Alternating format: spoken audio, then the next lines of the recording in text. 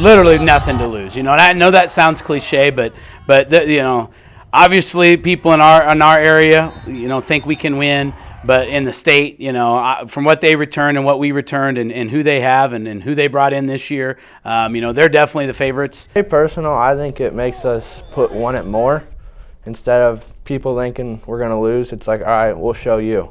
When the ball gets kicked off, it's 11 on 11, and it's a team game, and we got to do things from a team schematic.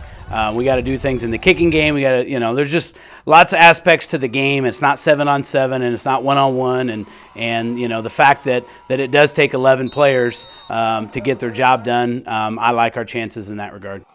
Althoff Catholic may have plenty working in its favor headed into Saturday's semifinal, but in contrast to its 12 prior victories, the Crusaders' well-earned air of invincibility doesn't really play here.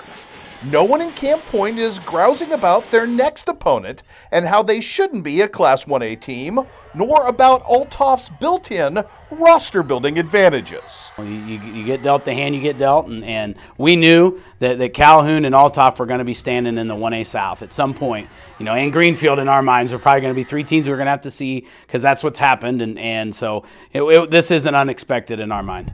The focus here is purely on football for Camp Point Central, just as it was this time last year when the Panthers last bloodied a bully. In their 3 playoff games, opponents have eight turnovers in the first half, so they have turned the ball over to them, and obviously you can't do that with as good as they are. We got those takeaways last year, which were huge. So yeah, we got to get off to a great start. Yeah, getting around first time, you got to get out there, you got to show them how the game's going to be played.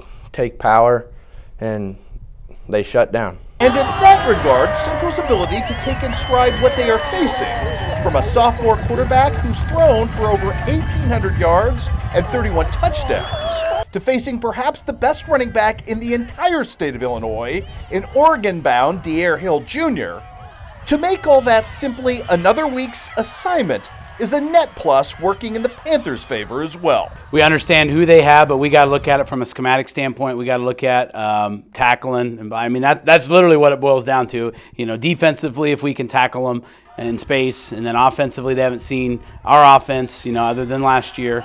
Everyone they've seen is spread. So we look at it from that standpoint. If we have the football, they don't have it. I think the Calhoun game last week, we each got about 4 possessions in the whole game. We scored on 3 of our 4, and we held them. They only scored on 1, and that's going to be the reality of it. We kept Althoff out of the end zone multiple times last year. An interception, they missed a field goal. We stopped them on the 1. So you've got to be able to lock down in the red zone when the field shortens up, which requires you then to not give up the 80-yard plays and the 70-yard plays. So we got to make them earn it. We've got to take care of the football. If we give them the ball and give them short fields, it's going to be a long day for sure.